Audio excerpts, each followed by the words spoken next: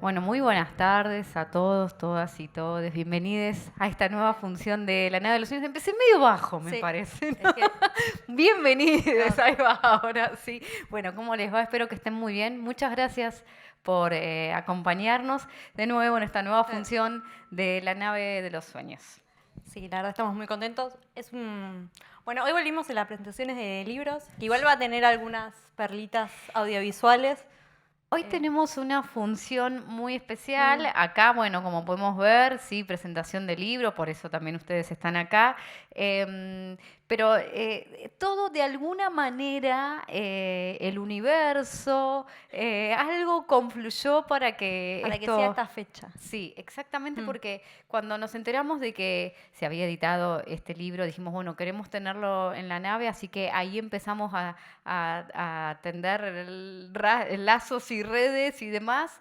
Y de repente, bueno, surgió esta fecha que ahora yo, o sea, tampoco lo voy a decir todo yo porque para eso están los responsables, mm. que nos van a poder contar mejor, pero justo hoy es una fecha muy especial para la presentación de este libro y para eh, recorrer y descubrir para quienes no conocían a Blastalá. Así que, bueno, nada, estamos muy contentos.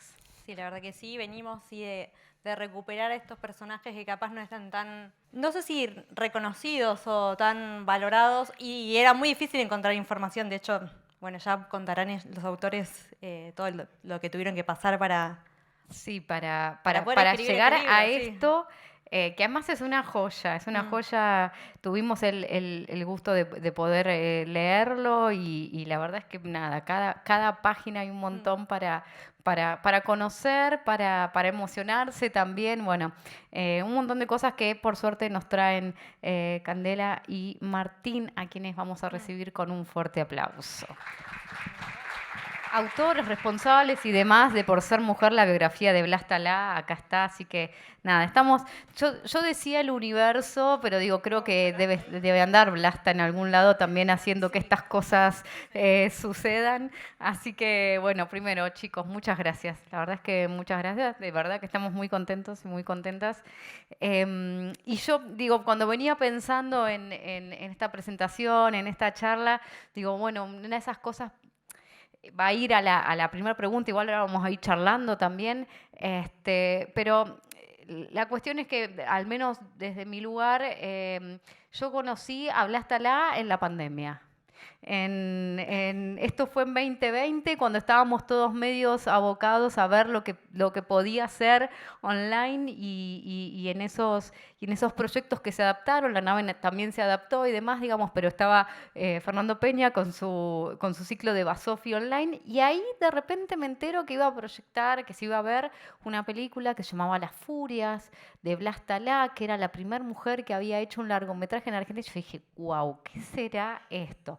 Bueno, lo vi ahí y me fasciné, y me fasciné con la película, me fasciné con su nombre y me fasciné también con su historia, que ya en esas presentaciones que también hace Fernando Peña, da mucha información, pero con esto mismo que él también decía, que son uno de estos nombres olvidados, no recuperados de la historia del cine y bueno, y de lo que tiene que ver con nuestra cultura. Pero bueno, un poco con todo esto, quería saber cómo fue su primer encuentro con Blasta. Bueno, primero muchas gracias a todos por venir, hay mucha gente muy querida, así que, y bueno, a ustedes también, a la nave, a Daniela, a Noelia, a Gaby también que está por ahí. Bueno, primero eso, muchísimas gracias por la invitación. Y bueno, Blas Talá aparece en nosotros en el 2015, yo estaba estudiando en la Facultad de Filosofía y Letras y tenía que hacer un trabajo de investigación y en ese momento dije, voy a buscar a las pioneras del cine argentino. Y cuando empiezo a buscar a las pioneras, bueno, paso primero por un listado de mujeres que eran del cine mudo y después me aparece como la primera mujer en dirigir una película sonora, Blas Talá. Y ya ese nombre dije, bueno, este nombre es muy raro, muy extraño, ¿quién es Blas Talá? Y ahí empecé a buscar y empezamos a buscar, bueno, yo le comento a él, mirá, Blas Talá. Y primero en Wikipedia, y ya ahí nos pareció medio raro algunos datos, como que no se contradecían en páginas a otras. No había rostro de Blas Talá en internet en ese momento, no existía una cara de Blas Talá. Y bueno, todo eso empezó a darnos más ganas de investigarla, ¿no? Y en ese momento dijimos, bueno, vamos a ver las películas de Blas Talá. No estaban en ningún lado. Y en un momento dijimos, bueno, ¿dónde las podemos ver? Y fuimos a verlas en un monitor de una computadora en el Instituto Gino Germani. Y era un monitor, nada, viejo, y ahí vimos las películas de Blas Talá. Y bueno, flasheamos y dijimos, bueno, che, acá hay una directora que ya hacía películas con perspectiva de género en los 60. Así que bueno, así empieza un poco mi encuentro con Blas Talá. Bueno, buenas tardes a todos. Sí, empezó... También nosotros tenemos un poco esta manía de la investigación, ¿no? Que es algo que yo creo que no se puede aprender, no se puede enseñar, es casi como una especie de defecto psicológico que hay que hacer algo con eso, ¿no? Es la obsesión por algo y bueno, cuando nos empezamos a enterar de este personaje, el hecho justamente de que no hubiera nada, ni siquiera una foto. De hecho, ustedes están accediendo, además de la foto del libro, es un montón de fotos de ella que nos entregaron los familiares. Ese que no hubiera nada para nosotros era un motor, ¿no? Como decir, bueno, era algo para decir, bueno, hay que seguir investigando. Y realmente durante muchos años, nosotros del 2015, yo creo que realmente hasta un poquito antes de la pandemia, casi que no habíamos encontrado nada tampoco, pero bueno, seguíamos, hasta que, bueno, de repente empezó a aparecer como un poco, bueno, primero sus familiares, pero no solamente eso, sino que luego fueron apareciendo más cosas, porque incluso tampoco sus familiares nos podían aportar tanta información como uno se imaginaría, ¿no? Entonces, bueno, como seguimos y cada vez más, nosotros al comienzo teníamos una idea primigenia que era hacer un documental, que es más o menos igual como pensamos nosotros siempre. Vemos algo que nos interesa y hagamos un documental. Claro, y después cuando empezamos, dijimos, bueno, vamos a un documental. Bueno, y queríamos hacer el guión y decíamos, pero no sabemos nada de Blas Talá. O sea, y no hay nada. Entonces dijimos, bueno, vamos a apartar el documental, vamos a investigar a Blas Talá y después vemos cómo hacemos el documental. Y en un momento fue tanta la información que empezamos a tener que nos dimos cuenta que podíamos reconstruir casi enteramente su biografía, ¿no? Y ahí fue el proceso inverso. Dijimos, bueno, tenemos demasiado para hacer un documental. Entonces dijimos, bueno, hagamos el libro. Y después el documental vamos a hacer otra cosa, digamos, que va a ser sobre Blas Talá, pero de otra manera. Y pensando creo que lo hablábamos antes, de que si bien no es un libro académico, lo importante que es para aquellos que estudian cine o aquellos interesados en la historia del cine en la Argentina, tener este material que no existía.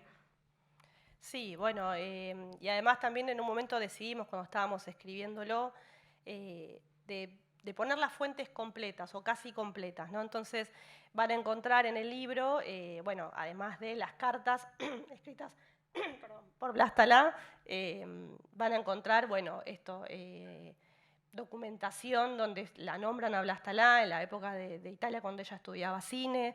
Entonces, bueno, van a ver como un montón de fuentes que es importante para otros investigadores e investigadoras para seguir investigando o a Blas Talá o a otras mujeres, porque en el medio de todo esto nos hemos enterado que había otras mujeres que querían dirigir una película, pero bueno, Blasta quizás luchó un poco más, quizá para llegar, o se aguantó más esas injusticias y llegó igual a hacerlo, pero hubo un montón más. De hecho, hay una anécdota que contamos ahí en el libro, que Mecha Ortiz, en la década del 40, ella soñaba con dirigir una película.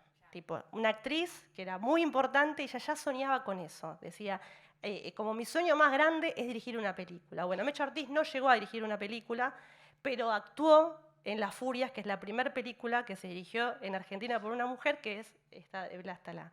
Entonces, bueno, eso, toda la historia que rodea a Blas Talá, eso nos parece esto que es importante para la historia del cine, que no se sabía, que casi no se nombraba en la historia del cine, muy poca gente por ahí la nombraba. Entonces, bueno, me parece que es importante. Es una biografía que se puede leer, casi, de hecho, mucha gente dijo que lo leía como una novela, pero también como un libro para investigadores e investigadoras. Me parece que un poco esa fue la idea de poner estas fuentes completas, ¿no? ¿Y cómo fue reconstruir toda su vida, ¿no? Porque en el libro nos vamos encontrando casi, bueno, no, casi no, desde cuando nace Vlasta. Y entonces, ¿cómo fue recuperar todo eso y también la decisión de ponerlo? Porque yo pensaba ahora también, mientras nos contaban, digo, bueno, se podrían haber centrado en contar la historia del cine o la historia de su trayectoria dentro del cine o hacerlo en función de las dos películas que ella dirigió, digamos, ¿por qué incluir todo eso, toda su vida y cómo fue recuperarlo también? Primero, un capricho, porque en un momento, cuando estaba en la facultad, una profesora me dice, yo quería hacer la biografía, ya en ese momento quería hacer una biografía de Blas Talá, me dijo, una biografía no es un trabajo académico. Entonces, por eso también digo, bueno, vamos con esta biografía, porque además esto es importante, saber de dónde viene esta directora, todo lo que fue su vida, los medios de producción para poder llegar a dirigir su primera película. Entonces, como nos parecía muy importante. Quizás las primeras directoras del cine mudo, muchas venían de la aristocracia, quizás lo hacían por una, bueno, vamos ahora a probar a hacer una película. Y Blas Talá no, venía ya desde de haber estudiado cine, venía de haber trabajado en la industria por lo menos 15 años, 20 años. Entonces, eso ya nos dio la idea de hacer la biografía, pero bueno, era... Ya me olvidé cuál era la pregunta. ¿Cómo recuperaron todo eso y por bueno, qué incluir todo eso? Ahí va. Había una cosa también de la obsesión también que se marcaba mucho ahí. Nosotros, y esto era una conversación cotidiana, o sea, cotidiana de estar tomando mate en el patio, de desayunar antes de irnos a dormir. Nosotros queríamos saber qué había hecho ella casi cada día de su vida. O sea, nosotros a veces agarramos y decíamos, bueno, pero ¿y qué hizo entre el 41 y el 42? ¿No? Porque digo, acá, ¿qué pasó? ¿Se mudó? ¿No se mudó? ¿Por qué aparece acá? Y entonces movíamos cielo y tierra para ver qué había hecho ese mes, ese año. De hecho, fue muy difícil en la parte de, cuando hablamos de los estudios San Miguel, nosotros reconstruimos no solamente todas las películas en las que ella asiste, sino que hicimos todo un plan cronológico de cuándo ella entra a filmar y cuándo termina de filmar. Porque eso, y esto es muy difícil fue hacerlo, porque muchas veces las películas, digo, bueno, se estrenan en el 45, y eso no te dice nada de cuándo se filmó. Y especialmente en el cine argentino, que en esa época había diferentes conflictos en algunos años, por los cuales quizás una película se estrenaba en el 46 y se había producido en el 44. Entonces nosotros, a partir de las cartas, a partir de otros trabajos académicos, de los cuales también nos nutrimos, empezamos a hacer como un calendario, ¿no? También para mostrar un poco el ritmo de trabajo de ella, que era muy importante. Es decir, bueno, ella entró, de hecho ella lo dice en alguna carta, bueno, ella termina de trabajar una película y ya entra a trabajar en otra, y ella estaba muy cansada, pero bueno, no podía parar de trabajar. Y así con todos los años. Algunos años eran más fáciles que otros. De hecho, toda la última parte de su vida fue la más difícil de reconstruir, ¿no? La primera parte de la infancia también, pero bueno, toda la parte del medio, creo que reconstruimos año a año casi todo lo que hizo. ¿Y cómo fue ese camino de reconstrucción? ¿Cuáles fueron las fuentes a las que recurrieron? ¿Cómo se fueron también haciendo de todo este archivo de fotos? Primero algo antes. Decidimos también poner todo porque nosotros nos imaginamos que iba a ser, que bueno, es la primera biografía de Blas Talá, pero también sospechamos que va a ser la única, por lo menos durante mucho tiempo. Entonces dijimos, bueno, tiene que estar todo. No puede faltar nada porque nadie más va a escribir sobre ella, quizás en mucho tiempo, ¿no? O bueno, quizás lo haga desde otra perspectiva, pero nosotros quisimos también, incluso pensando en futuras investigaciones, decir, bueno, como lo decimos en el libro, esto es todo lo que se sabe de Blas Talá hasta ahora, digamos, todo. O sea, casi no dejamos nada afuera, de hecho, nos costó mucho cortar cosas que cortamos, pero es como que decíamos, pero este dato, aunque sea, hay datos que realmente van a parecer graciosos porque son detalles, pero nosotros sentíamos que tenía que estar todo, ¿no? Y después, que cada uno elija. No, y esos detalles me parece que la vuelven como más cercana también, ¿no? No estamos conociendo la trayectoria cinematográfica de un personaje X, sino que, bueno, nos vamos, esto, no sé, yo creo que si empatizás y hasta te da, bueno, por momentos ternura, por momentos te da bronca algunas cosas que vas conociendo de su vida, pero bueno, eso es lo que hace, para mí lo que lo hace como que esta biografía, que hay veces que pensamos que nos vamos a encontrar con un relato cronológico, sea más una historia de vida. Así que eso está buenísimo. Y además, bueno, y ahí vamos de nuevo con las imágenes que van apareciendo. Entonces, bueno, ¿cómo llegaron a reunir todas estas fotos? Bueno, dentro de estas obsesiones y caprichos fue saber qué día, o sea, dónde había muerto Blas Talá y qué año, porque difería de algunas fuentes a otras. Entonces, hasta que en un momento dijimos, vamos a pedir la partida de función de Blas Talá. Y nos llega la partida, y estaba la partida de función y era del año 78. Bueno, con esos datos, también un viaje que hicimos a Italia por otra cosa, tipo por placer, fuimos al Anágrafe, tipo que es un lugar gubernamental para buscar datos, y ahí empezamos a buscar encontrar datos del hijo, pero todavía no lo habíamos encontrado hasta ese momento, que esto fue en el año 2019. Cuando volvemos de ese viaje y empezamos a cruzar los datos con páginas de internet que eran para buscar los árboles genealógicos de las familias, empezamos a mandarle mail o más que nada mensaje de Facebook a toda la gente que se llamaba Catrani de apellido o La de apellido. Cuando decimos toda es no sé, 40, 50 personas, hasta que en un momento aparece el nieto de Blas Talá y nos dice, te voy a pasar el teléfono a mi papá que vive en Italia. Y nos dio un montón de estas fotos. Y ahí nos fuimos enterando que la idea esta de hacer una biografía era importante, aunque parecía un capricho o una obsesión, porque muchas de las cosas que le pasan en su vida están en sus dos películas. Entonces, bueno, todas esas fotos de alguna manera se fueron relacionando con las películas de Blas Talá y con esta entrevista que le hicimos al hijo de 3 días. Ahí empezó también todo en el 2019 a encontrar todas estas cosas de Blas Talá que empezamos a poner. Pero bueno, no terminó ahí, porque en el año 2020, ya en pandemia, todos encerrados,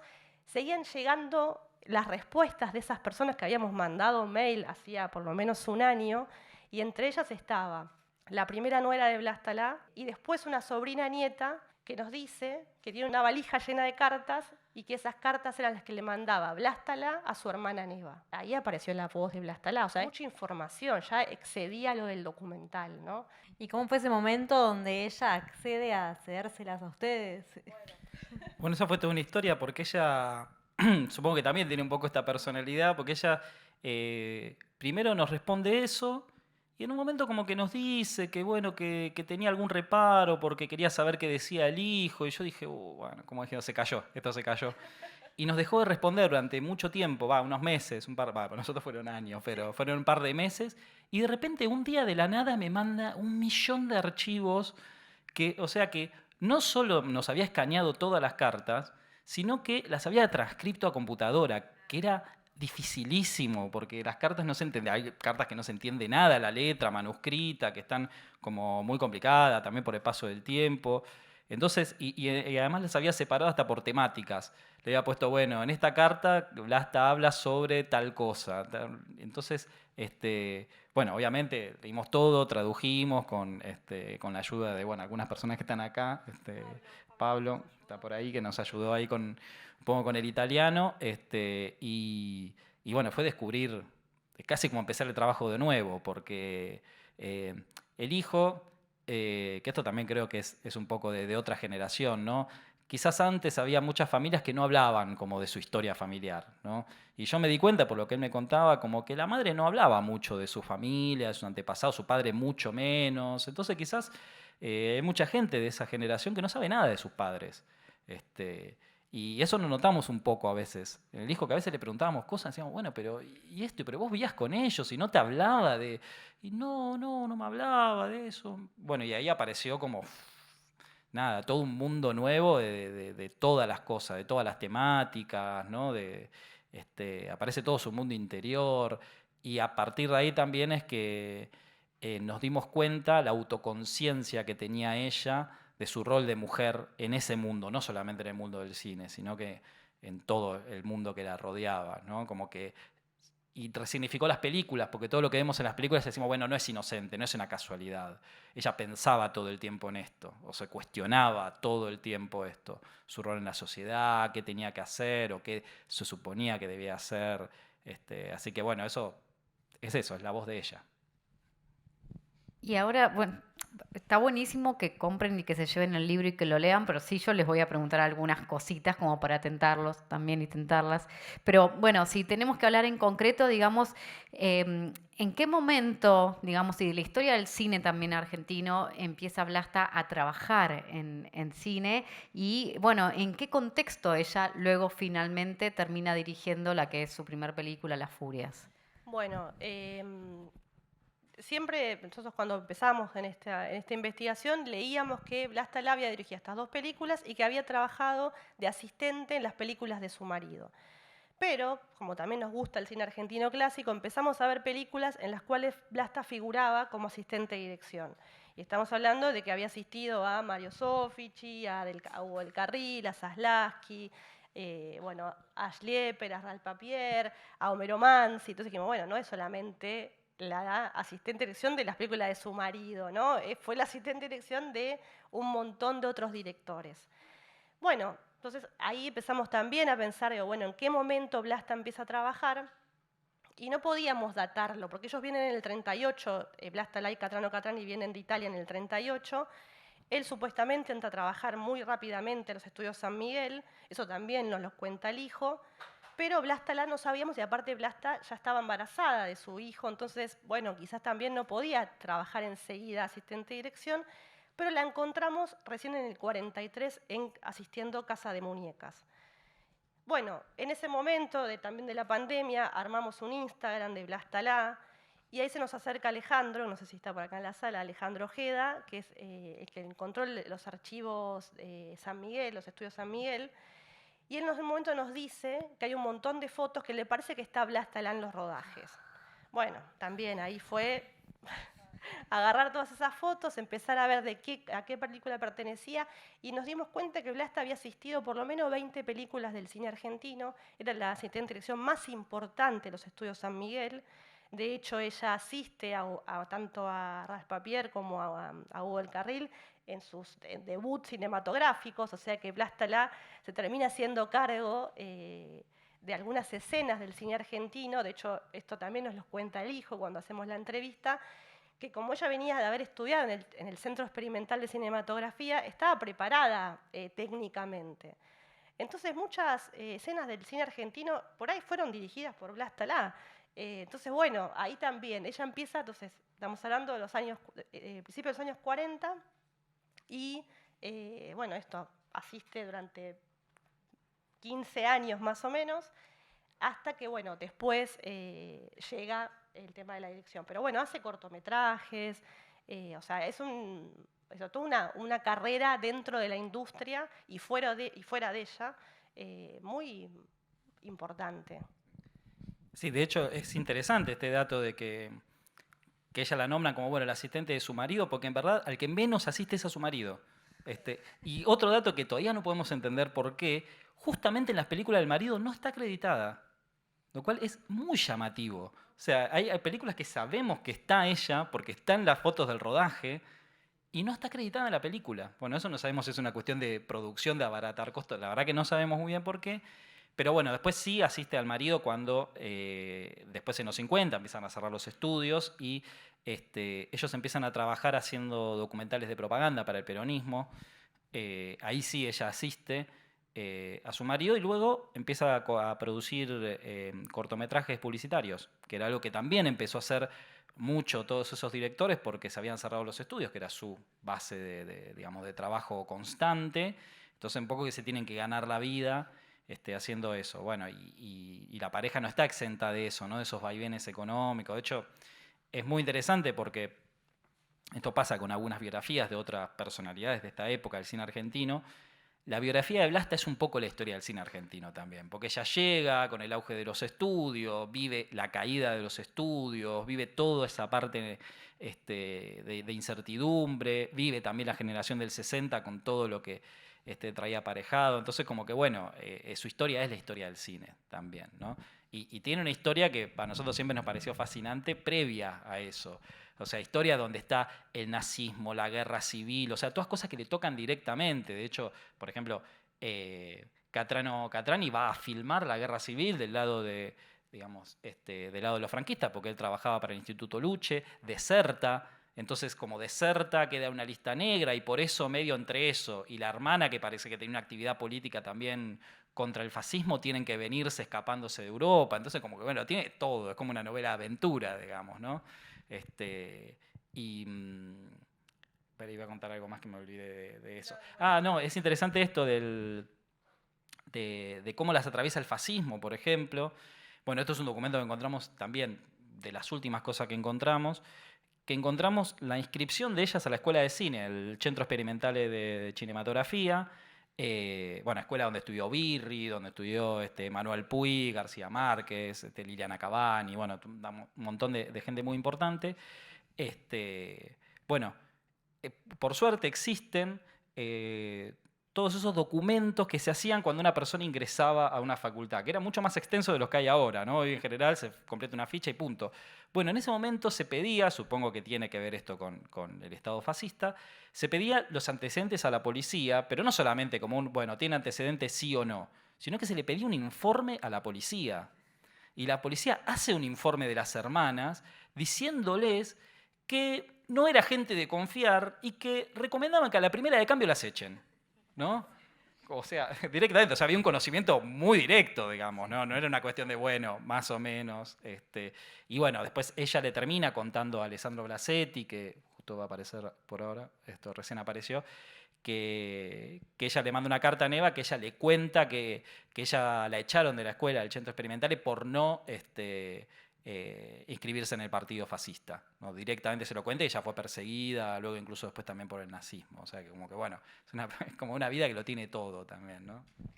Sí, y bueno, y está bueno esto que decís conocemos también la historia del cine argentino, era algo también que pensaba, digo, bueno, y de todo lo demás, y la historia mundial a través de este libro, así que para mí, bueno, es súper completo en ese sentido.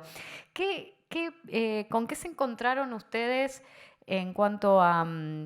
porque no lo dijimos específicamente, digamos, pero es una mujer que hace cine, últimamente, y por suerte se habla mucho de eso, al menos en nuestro país, ¿no? Del lugar que mujeres y diversidades tienen en el reconocimiento que hacen dentro de lo que es el cine, bueno, en general, en la cultura y en el mundo laboral, pero bueno, obviamente en lo que nos toca, que es el cine. ¿Cuál era la idea que ella tenía en relación con eso? ¿Hay algunas cosas que podemos reconstruir a partir de lo que ella cuenta sobre la vida doméstica, ¿no? Y cuidar a su hijo y demás?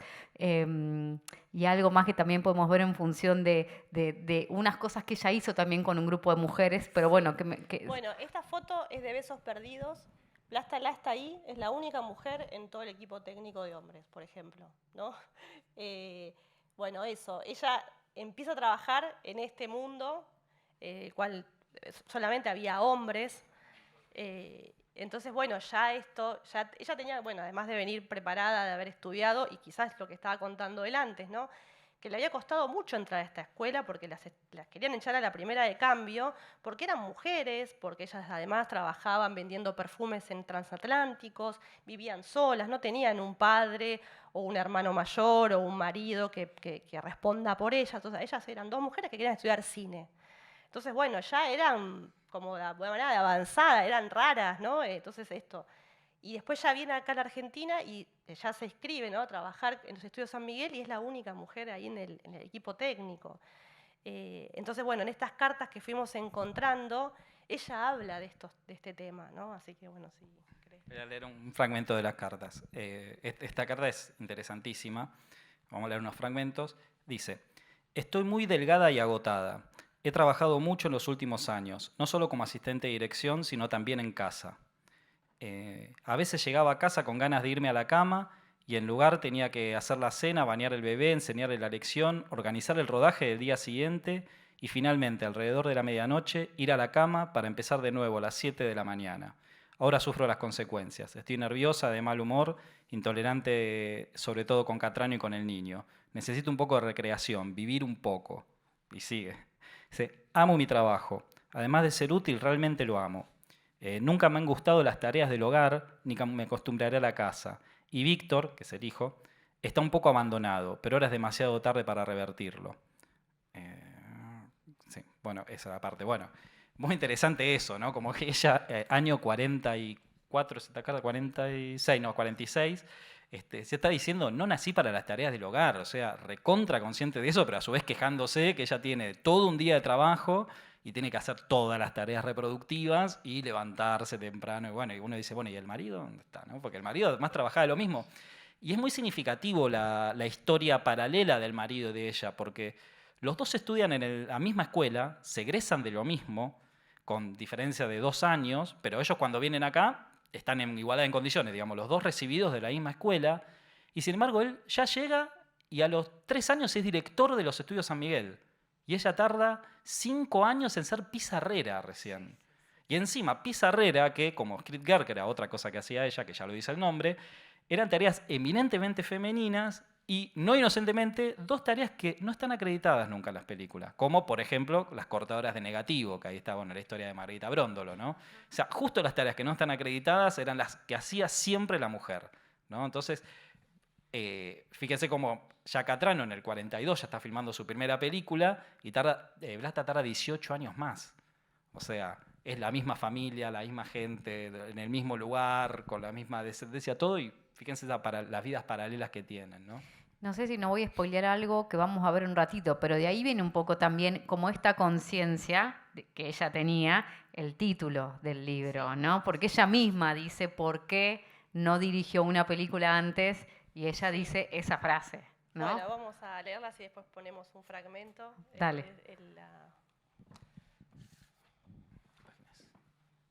Ay, esperen que... Ahí está, a ver. 113. Esto es una entrevista que le hicieron a Blas Talá para Diario La Razón en junio de 1960. ¿Por qué motivo Blas Talá recién inicia su carrera como directora luego de una experiencia intensa como asistente? ¿Cuáles fueron las causas que la postergaron? La entrevistada da su propia respuesta con parquedad. Por ser mujer, si no hace 10 años que estaría filmando, hace 10 años que estoy en condiciones de hacerlo. Y ahí viene las furias. Bueno, ahí va. Entonces vemos un fragmentito Bueno, de... acá está con... En el fragmento que vamos a ver, Ahí va. vamos a ver 3 escenas que son 3 escenas que, explico, ¿no? Las Furias está basada en una obra de teatro homónima de 1950 de Suárez de Deza. Ella hace la transposición y justamente estas escenas que vamos a ver son escenas creadas por ella, escenas que no estaban en la obra original. Bueno, y aprovechemos para verlo así en pantalla grande y en una calidad casi única para hoy. Sí, le agradecemos a Fernando Peña que nos dio esta copia digital, la última que hizo antes de que se aminagre el positivo. Vemos eso y ahora seguimos charlando.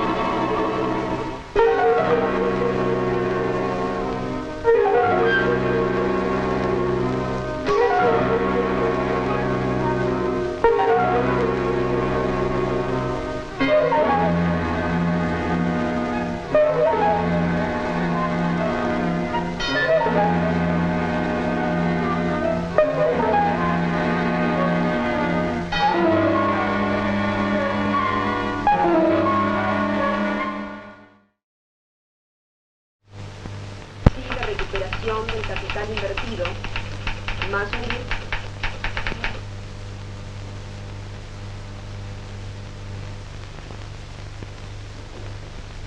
Hágala pasar. Siga usted, por favor. Muy bien, sí. Si llama, no estoy para nada.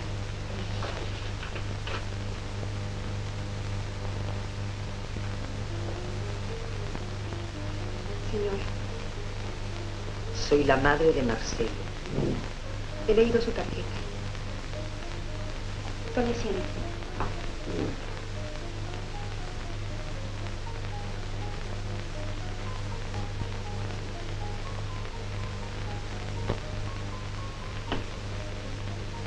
Es usted una mujer activa, por lo que observo. La hacía completamente distinta. Con su permiso. ¿A qué se dedica usted? A los negocios. Viví solamente 3 años con mi marido. Señora, Traiga el té. muy bien, señora. Como le decía, mi casamiento no fue muy feliz. Mi marido y yo nos separamos de común acuerdo. Después del divorcio, me dediqué al trabajo. Debe ser usted una mujer muy hábil. Me defiendo. La vida de hoy exige que la mujer encuentre su independencia. Odio a las mujeres que lo esperan todo del hombre.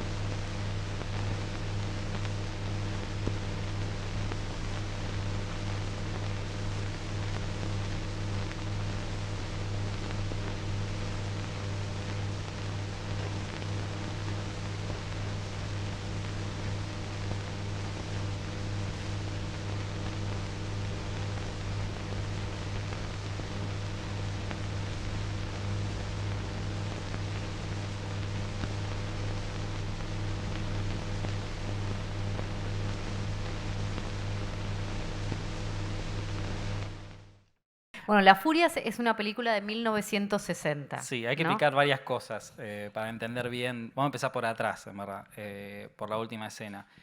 La historia de las Furias es, digamos, bastante simple. Es un hombre que no aparece nunca en la película, salvo al comienzo, que es el propio Catrano Catrani, que aparece de espaldas, que tiene su familia viviendo ahí en su casa, su madre, su esposa, su hermana y su hija, y que está teniendo un amorío con la que es el personaje de Olga Zubarry. Claro, ninguna tiene nombre, sino que tienen roles en relación a él. Se llaman así: hija, esposa, madre. De hecho, en los títulos aparecen así. Sí, aparecen la así. hija. Y en el afiche también. Sí. Bueno, él desaparece de la casa, en ese momento no vuelve en ese día, y el matrimonio con la esposa ya está como todo podrido, y la madre quiere que se divorcie de su esposa actual y que él se case con esta nueva, con la amante, porque tiene mucha plata y de alguna manera, como es una familia que está muy venida a menos, quiere como salvar a la familia, ¿no? Ese sería como el argumento. La última escena, para explicar un poco de qué se trata, Alba Mujica, que es la tía, le roba a la sobrina un vestido nuevo que se había comprado, se lo pone y empieza a tener como esta especie de idilio en donde ella se cree un poco como la sobrina, por eso aparece en el montaje, bueno, después la sobrina bailando con el novio. Y lo que es interesante de esta escena es que es prácticamente una escena de masturbación femenina, lo cual es muy llamativo, que además es una escena que ella creó, que no está en el guión original, o sea, que no está en la obra original, que fue bastante criticada también esa escena. Y bueno, les hago un spoiler, ella termina encamándose con el novio de la sobrina, lo cual le hace todavía más fuerte esa escena, ¿no? Como rompiendo... Claro, Guillermo Preston, que es el único otro hombre que aparece en la película. Después son todas mujeres, o bueno, esas sombras. Sí, me parece que da cuenta de los desafíos que que se animaba a correr, digamos, bueno, y en lo que era su primer largometraje.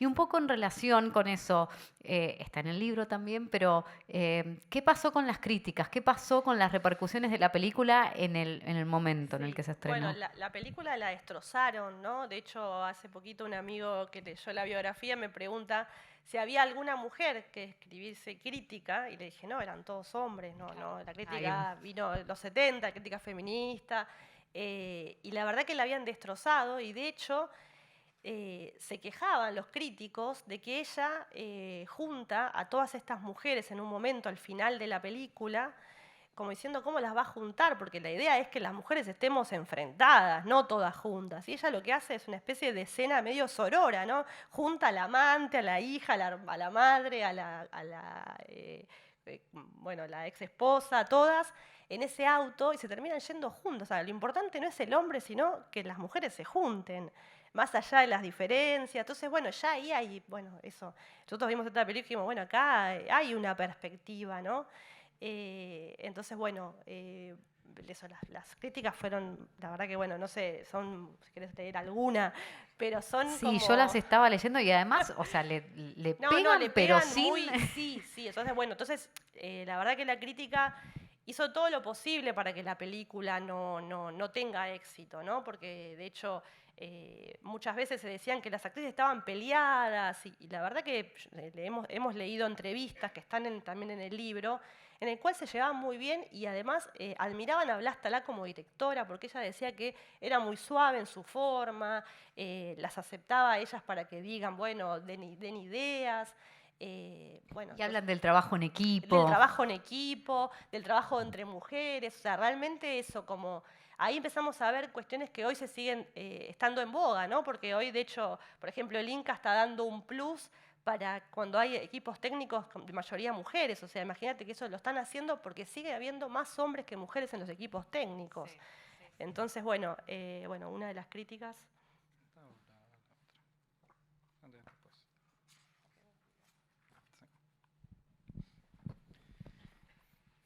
Dice, Blas Talá ha filmado con corrección buscando el interés del auditorio femenino. Para atraer al sector masculino tendría que haber traspuesto el relato a los términos de acción que da intensidad a las narraciones fílmicas. Y esto no está dicho en joda, o sea, está dicho en serio eso. Claro, Después otro dice, los intérpretes claman por una conducción. Solo Aida Luz y a ratos Olga Zubarry eluden con sobriedad distante del drama la línea de una marcación equivocada. ¿No? Y,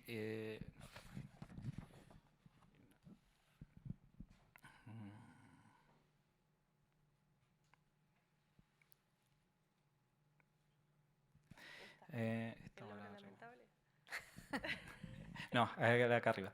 Blas Talá no es, por cierto, una realizadora original. A defectos de su trabajo se debe la inconvicción, lindante con lo ridículo, de la difícil secuencia de la sustitución de la muchacha por la tía, que es la que vimos. Si en un debutante la sobriedad es una condición, en Blas Talá dicha aptitud se desvirtúa para caer en pobreza de lenguaje fílmico y en falta de interés narrativo. claro. Es increíble también cómo contrasta con los otros comentarios, comentarios que aparecen también en el libro, de cómo estas escenas, que podemos ver escenas dirigidas, de películas dirigidas por otros directores, que las puede haber dirigido ella y que dicen que son escenas, o sea, magistrales o que están muy bien, y acá la defenestran, digamos, no rescatan absolutamente nada, ¿no? Sí, aparte de eso, diciendo que Alba Mujica está en el ridículo y ella está haciendo esta escena sola frente a la cámara, que es muy difícil hacer esto, y además sabiendo que es una escena complicada a nivel dramático y que, bueno, que eso iba a traer cola de alguna manera, se iba a hablar de este tema, ¿no? Y al final, bueno, se terminó como... defenestrando a Blas Talá y a la película y a la forma, y como que no tenía originalidad, y la verdad que hoy la vemos y nos parece muy fuerte. Hoy la vemos y yo me acuerdo cuando la vi, te disparan 300.000 cosas para pensar, para analizar. Bueno, por supuesto, desde lo técnico, si queremos, digamos, porque ya digo, y hay que pensar en esa, o hay que decirlo, también la música estaba hecha por Sí, por Astor Piazzolla. O sea, sí. trabajaba con un equipo de gente, digamos, no queremos mencionar solamente a los varones, por supuesto, pero bueno, hay que mencionarlo. Pero además después la historia, todo lo que hay que pensar, Sí. inclusive hoy por hoy, ¿no es Bueno, cierto? de hecho, en una de las fotos aparece que está Blas Talá con Elsa Daniel, bueno, creo que va a aparecer un poco dentro de un ratito, y está la directora de arte, que es Otilia de Castro, y en un momento, en una entrevista que le hacen en la casa a Blas Talá, cuando está haciendo una especie de ensayo con las actrices, directamente le preguntan a Otilia de Castro si sabe algo de arte, ¿no? Como diciendo, usted que, digo, el periodista le dice, ¿usted sabe algo de arte? ¿No? Como eso, ninguneando permanentemente el trabajo de las mujeres en el cine. Entonces, bueno, la verdad que... Sí, de hecho la nota se llama Las furias en aquelarre.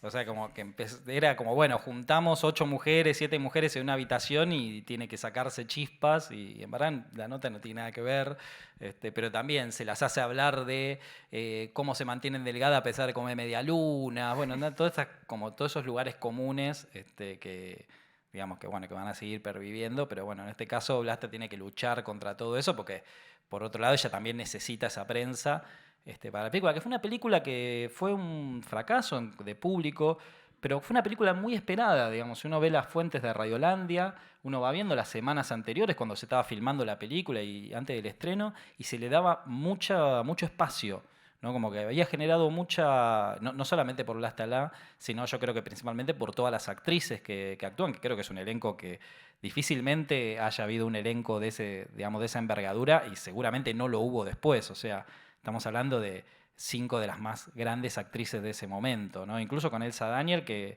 en un papel completamente distinto al que se la solía ver, yo creo que antes y después incluso también, si uno piensa, no sé, la tetralogía de Torre Nilsson, ¿no? La Caída, Graciela, bueno, todo, La Casa del Ángel, todas esas películas, bueno, es un papel completamente distinto y se aludía bastante eso en la prensa, de que ella, bueno, hacía un papel distinto, como un demonio, ella misma dice que es como un pequeño demonio. ¿Y qué pasa entonces con esta película, con la copia de esta película? Bueno, ellos después de la segunda película, que también les va muy mal en cuanto a público, pierden mucha plata, después también ellos parece que son víctimas de una estafa, también ellos lo cuentan en una carta, que pierden un montón de plata, pierden una quinta, incluso que ellos habían podido comprar con lo que habían dado sus primeras películas de Catrano ahí en San Miguel. Y en un momento parece que las copias quedan en Lumiton, y nosotros, bueno, ahí lo contamos. Hay un remate, porque parece que Lumiton después, también un estudio que termina en la bancarrota, el Inca le hace un juicio a Lumiton y los negativos entran como parte de ese remate. Los negativos y la copia de 35 de Las Furias. Bueno, no sabemos a dónde fue a parar eso. Lo que se sabe hoy, Peña le compra una copia a una persona, una copia que ya estaba vinagrada, una copia en 16 milímetros, que no es la ideal, que ya estaba en proceso de avinagramiento, que es, digamos, lo que le pasa a las películas en fílmico, ¿no? Es un proceso de deterioro que se le dice vinagramiento porque tiene olor a vinagre. Y él la pasa creo que en el 2019, de hecho creo que en el Basofi debe haber sido, en el 2020 debe ser la última vez que la pasó. En salas creo que la última vez había sido en Mar del Plata, un poco antes.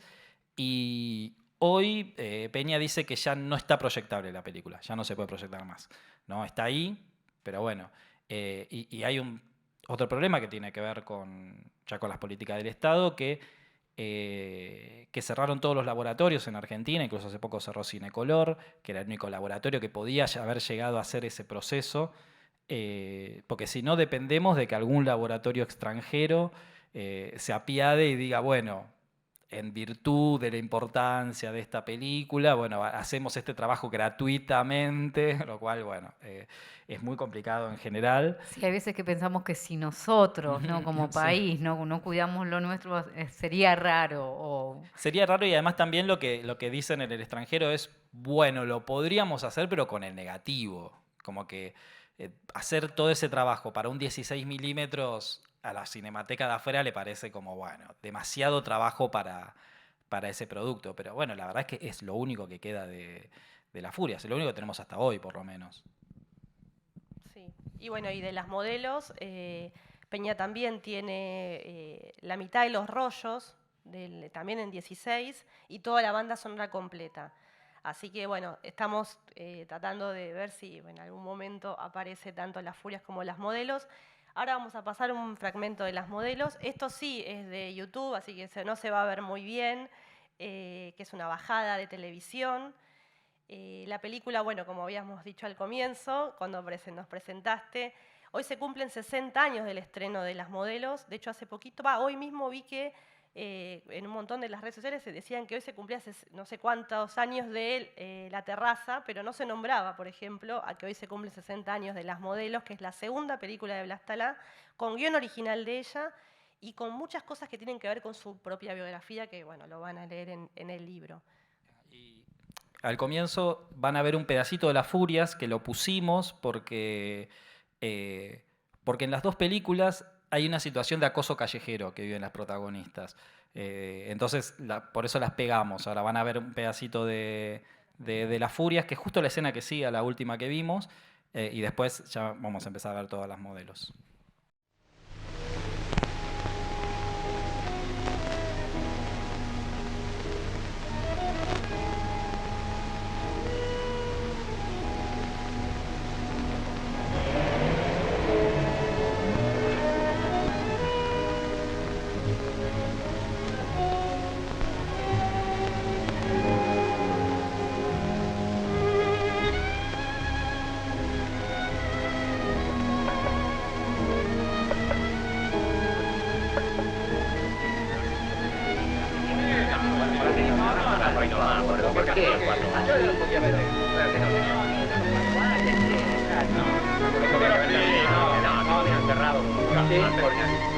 Oiga, muchacho.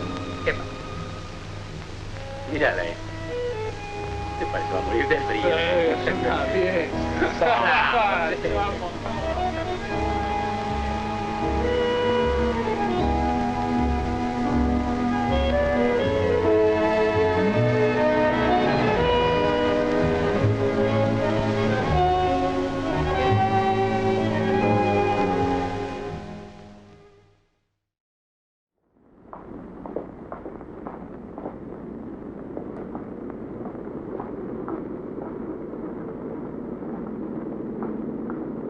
Ya se habrán ido.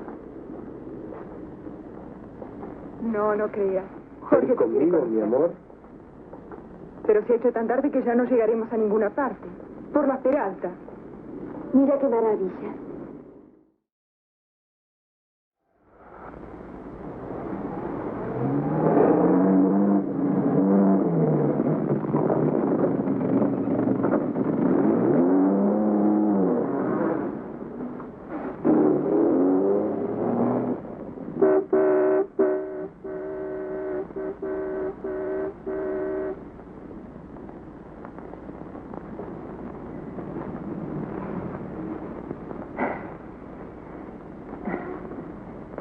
Pensar a salir así, ¿no?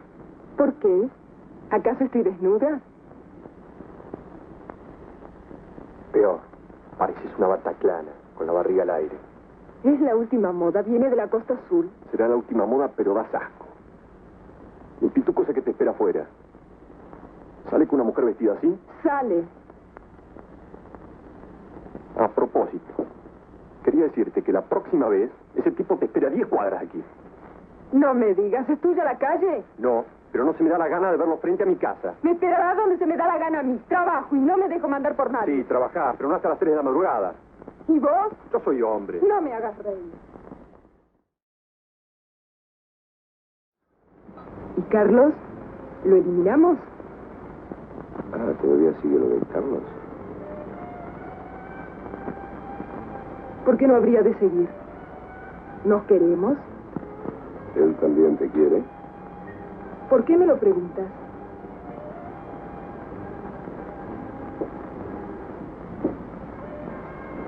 ¿Carlos no te ha dicho nada? ¿No? ¿De qué se trata? Lo siento. Yo creí que... En fin. Estabas al tanto de todo. ¿Al tanto de qué? Los Peralta han traído el chisme. ¿Qué chisme?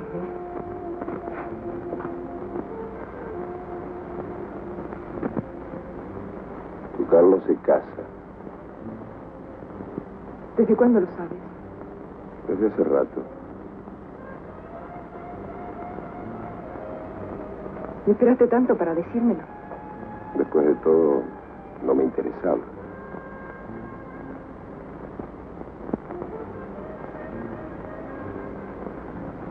Las Peralta. Además, no te creo.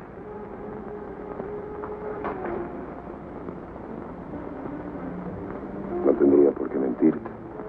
¿Sabes por qué? Para que lo deje.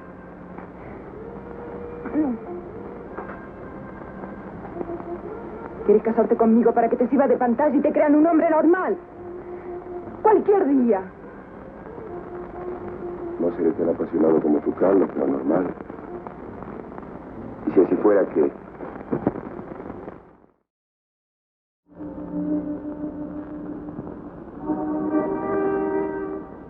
Hola. Me voy a casar.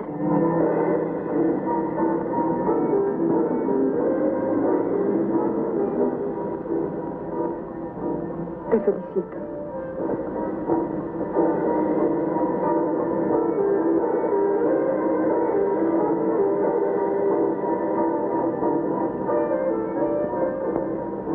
Yo también he tomado una decisión importante. Me espera el tipo de los coches. No hagas eso. ¿De quién pretendes vengarte? ¿Es rico? ¿Y no es también lo que tú buscabas? El casamiento te salió de chiripa. Bueno, me espera Luis. Vine para darte la noticia. Chao. Chao.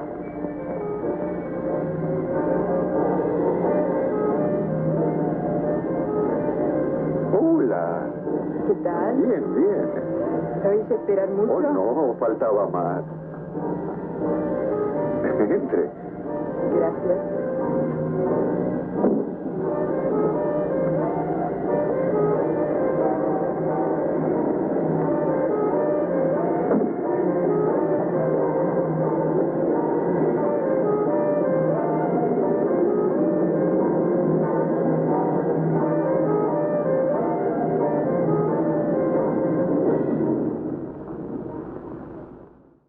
Entonces, un 17 de octubre de 1963 se estrenaba Las Modelos, ¿no?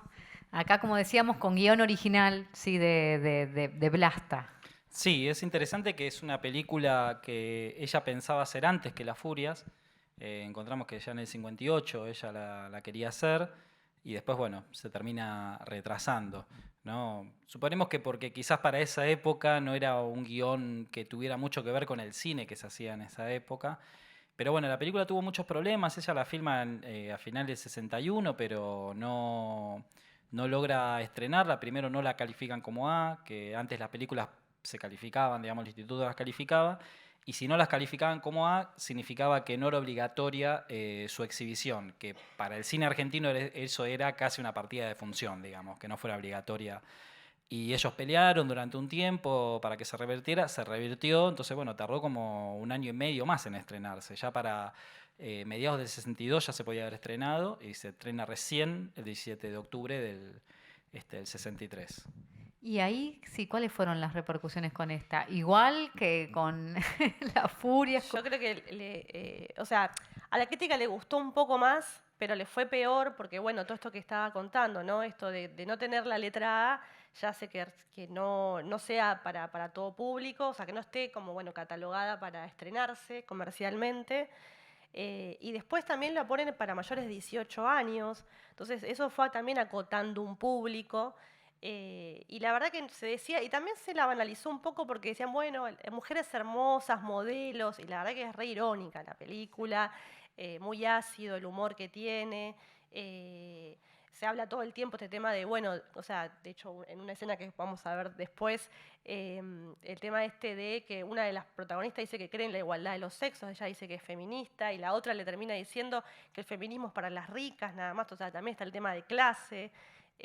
Bueno, eso como realmente acá pone todo, ¿no? Es toda su historia también de vida con Neva, porque Neva no se casa, la hermana de Vlasta queda soltera y termina estando con un montón de admiradores, medio como que este final ahí que ella se va en el auto con un hombre adinerado. Esta cosa de, bueno, nada, tengo amantes, tengo gente que me paga y no voy a casarme y a cumplir este rol de esposa y madre, ¿no? Entonces, bueno, eso es lo que habla de las modelos. Y bueno, no, la verdad que eso, gustó en la crítica un poco más, pero no tuvo éxito. Y de hecho creo que duró una semana en cartel. Entonces, bueno, no, creo que ahí también Vlasta ya tenía 47 en La Furia, y acá ya tenía 50 años. Y además esto, 20 años de haber estado trabajando en la industria. Y yo sentimos que llega como muy cansada, ¿no? Y con todo en contra.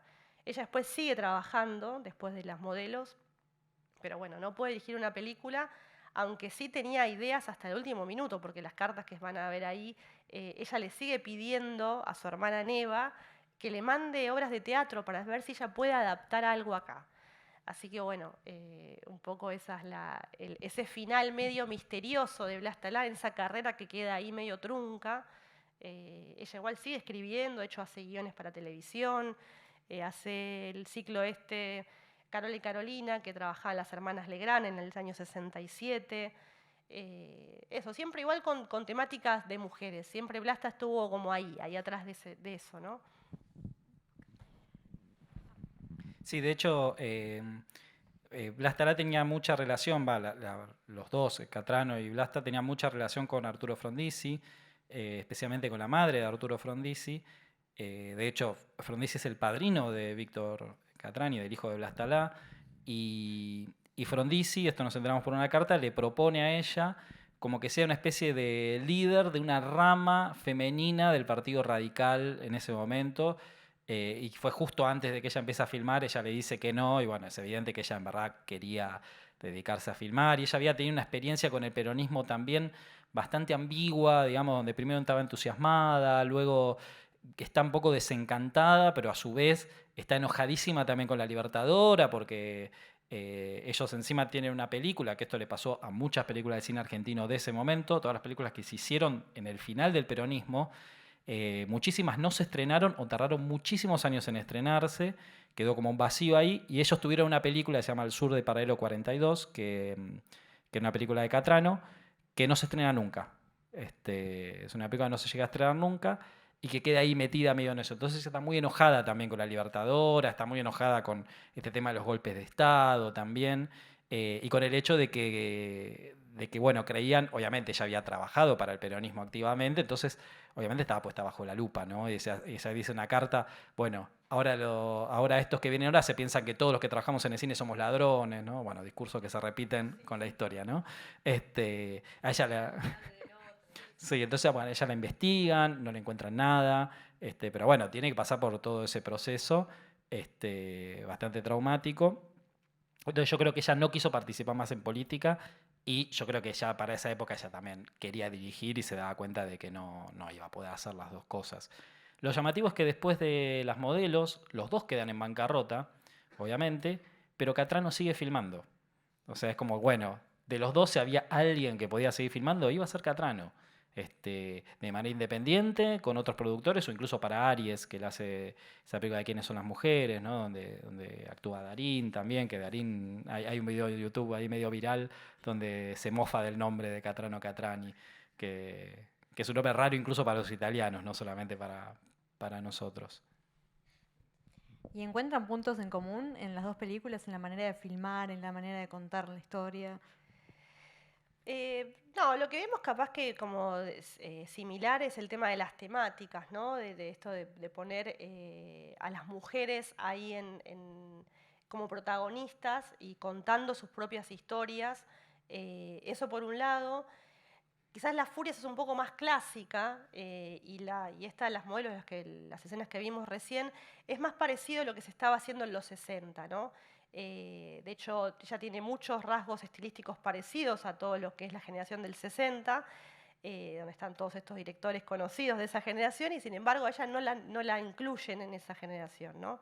Creo que solamente José Martínez Suárez la incluye en esa generación. Y bueno, tiene esta cuestión de esto de contar historias de la juventud. En los 60 se contaba mucho este tema de los jóvenes que hacían, y acá eran dos mujeres jóvenes y que se tenían que estar haciendo, bueno, un lugar en la sociedad. Y de hecho, bueno, imágenes que obviamente, escenas que no pasamos, se habla de política, ¿viste? Bueno, esto era un rasgo del cine de ese momento, ¿no? De los 60. Así que bueno, son películas que pasaron un poco desapercibidas, o sea, no Las Furias quizá, pero Las Modelos es menos conocida todavía, y la verdad que es una película que la vimos hace poco también para pensar en esta presentación, y le seguimos encontrando cosas muy interesantes y con mucho que ver con el momento actual también, ¿no? De este tema de las mujeres en algunos ámbitos, ¿no? En algunos ambientes. Bueno, y a ver, seguramente van a ir saliendo más cosas, pero yo primero que me enteré de ustedes es que estaban haciendo un documental sobre Vlasta. Después me entero del libro. Entonces, a ver, ¿qué fue primero? Y bueno, ahora el libro ya lo tenemos acá, pero ¿en qué instancia está el docu? Bueno, el docu ahora está en comité en el Inca, así que si sale la aprobación, bueno, supongo que empezaríamos a filmarlo el año que viene. Ya obviamente tenemos algunas cosas filmadas porque, bueno, el hijo de Blas Talá falleció el mismo día que su madre, un 12 de julio, este 12 de julio. Pero bueno, por suerte le pudimos hacer la entrevista antes. Martínez Suárez también falleció de hecho muy pocos meses después de la entrevista que le hicimos. Entonces, bueno, obviamente que esas cosas ya están filmadas.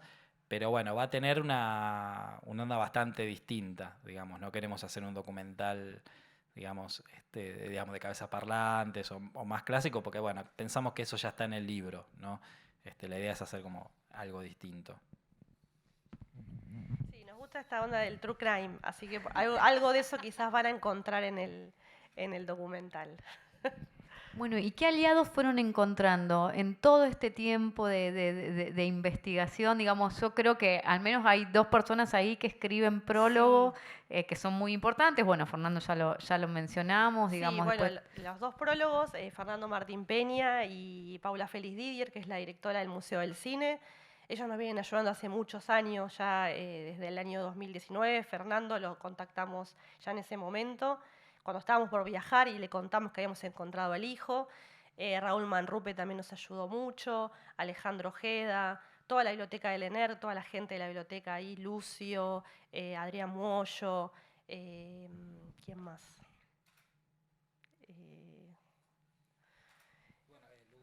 Bueno, la gente de Lumiton.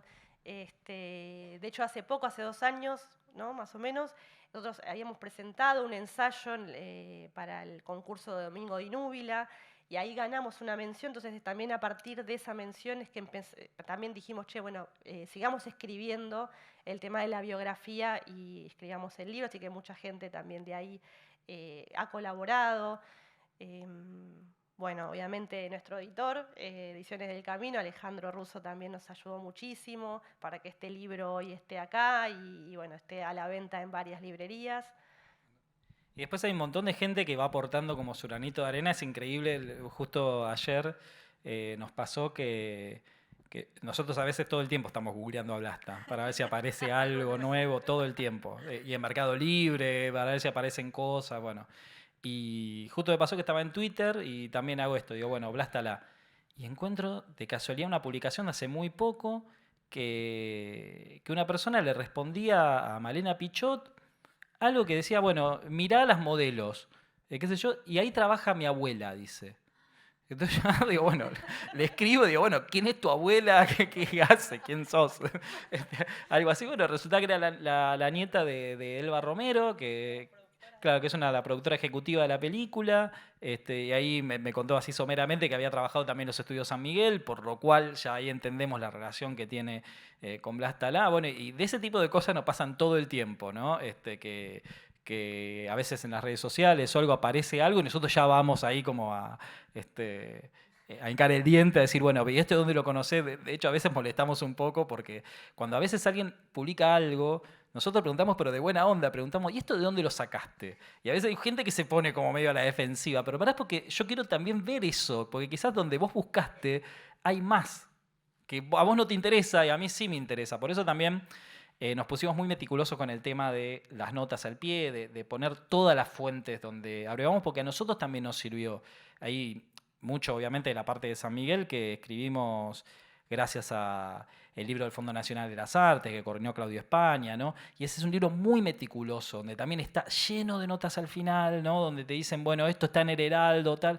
Entonces nosotros lo que hicimos fue ir a buscar esas mismas fuentes y ver, y en muchos casos encontramos, claro, cosas que al que escribió no le interesaba eso, le interesaba otra cosa, y yo a partir de ahí dije, pero a mí me interesa esto, ¿no? Entonces por eso nos parece también interesante, bueno, el índice onomástico, ¿no? Como quizás algo que a nosotros no nos interesa en este libro, quizás otro investigador está buscando otra cosa y dice, esto me sirve. Como, bueno, por ejemplo, hay una parte que nosotros transcribimos de la biografía de Héctor Olivera, que también nos dice, bueno, no tuvo nada que ver directamente con Blas Talá, pero él cuenta que él quiso hacer cine una vez que la madre lo llevó a ver la película Inspiración, al set. Bueno, en esta película trabaja Blas Talá, ¿no? Entonces, eso a mí me pareció cuando dije, inspiración, justo. Y de hecho, en la carta esa que leímos, justamente ella está hablando de esa película, porque ella medio que la produce bastante, digamos, se pone bastante la película al hombro. Entonces, bueno, eso que quizás a otro lector o a él mismo le parece nada más en esa anécdota, a nosotros eso nos parece re importante y bueno, lo mismo le puede pasar a otros investigadores con este libro, quizás le interesa algo de lo que nosotros nombramos. Entonces, bueno, por eso también teníamos esa responsabilidad un poco de ser meticuloso, ¿no? De decir, bueno, esto lo sacamos de acá, vos podés ir a verlo, podés opinar lo mismo, podés decir, mirá, yo interpreto otra cosa de lo que decís vos, pero bueno, está ahí la fuente. Digamos, si querés ver, podemos discutir, podemos dialogar, o bueno, o podés ir a revisitar esa fuente para sacarle algo más también, ¿no? Bien, bueno, ¿quieren que pasemos a ver lo Sí, siguiente? No, quizás que si la gente quiere preguntar Sí, algo. yo, bueno, para ahí que va no estén porque ahí, también aprovechando esto de los aliados y demás, sé que tenemos a alguien acá que está dando vueltas y que está haciendo fotos, que es una, no sé si va a hablar o no, digamos, pero me parece que estaba bueno mencionarlo, ¿no? Florencia. Que es fanática, ¿o no? A ver, espérame que te van a traer el micrófono, así sale todo. Ahí va. No, bueno, me pasó cuando estaba estudiando cine que cuando me la han nombrado, de repente fue como, bueno, darle luz a una parte de la historia donde nosotras estamos históricamente invisibilizadas. Entonces, desde ahí considero que es súper valioso como darle esta impronta, esta mirada, sobre todo pensando también en la cantidad de mujeres que fueron borradas y que todavía nos queda por descubrir. Me parece súper importante, ¿no? También todo el valor feminista que tiene la película de Las Furias. Sí, la verdad que es súper valioso el trabajo. Gracias. Florencia, apellido, así decimos.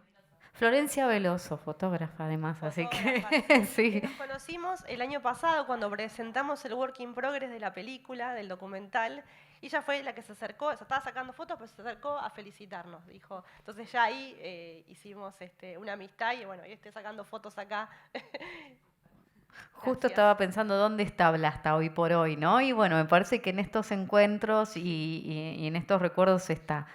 Bueno, aprovechamos entonces, ya abrimos el micrófono, así que si alguien quiere hacer alguna pregunta, algún comentario o lo que se les ocurra, bienvenidos, son bienvenidos. Bueno, felicitaciones por el trabajo, me encanta. Les sigo desde que estaban con el proyecto del documental y publicaban cosas en el Instagram. Gracias. Las Furias está en YouTube. Sí. ¿Y esa copia de dónde sale, saben? Porque puede estar por las modelos que la quise ver y era la siguiente pregunta. Digo, ¿de dónde sale la de YouTube? Esa sale hay dos versiones, una de la TV pública y otra de Canal Volver. ¿Y eso lo rescataron de los negativos estos avinagrados, digamos? No sabemos. No sabemos. Hay, como gran parte de cine argentino, hay un momento en los 90 donde hay una empresa que después termina siendo imagen satelital, ISAT, ¿no? Como la conocemos nosotros, que compra, yo diría precio vil, compra montones de negativos y positivos de cine argentino, montones, se los llevan a Estados Unidos, después creo que volvieron, pero y obviamente de eso no se tiene registro de nada, no se sabe tampoco si se quedaron con los negativos, porque lo que hacían muchas veces las empresas, incluso Artear, por ejemplo, Artear sé que tiene una copia también, pero bueno, es muy difícil hacer los archivos de Artear. Como para decirles un ejemplo, cuando la nieta de Mirta estaba conduciendo el programa, le quise hacer un homenaje a su abuela, pasando un pedazo de Carola Carolina, que es un programa de Canal 13, o sea, de Artear, y tuvieron que sacar el video de YouTube. O sea, ni siquiera a la nieta de Mirta Legrand le dieron el archivo. O sea, bueno. Y lo que hacen muchas veces las televisoras es que compran el negativo, hacen una copia, la pasan a video y lo tiran. Muchas veces.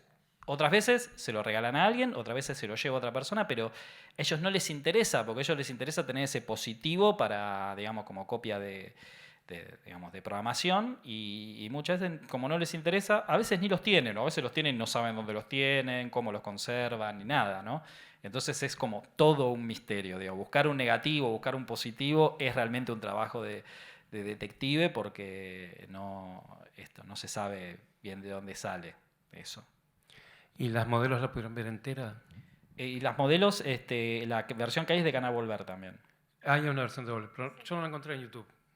¿Está? Mira. Sí, de hecho creo que hay una versión que con subtítulos en inglés que subió Matthew Lozada, que es un investigador que escribió un libro muy interesante. Nosotros hablamos con él porque tiene familia, tiene la esposa argentina y él también habla excelente castellano. Escribió un libro que se llama Before Bemberg, y él se puso a analizar, también un poco obsesivamente, qué leían las cineastas y las artistas argentinas antes de María Luisa Bemberg, una especie de historia de la literatura, ¿no? Entonces obviamente le interesaba la figura de Blasta, y bueno, y él subió esa copia, le hizo los subtítulos en inglés, y es la que se puede ver. Gracias. La pregunta es, ¿cuándo saben ustedes que tienen que cortar? Es decir, hasta acá llego. Después de ese corte puede que aparezca la película, puede que aparezcan más documentos. Obviamente en un libro podemos pensar en una reedición actualizada, pero en el documental...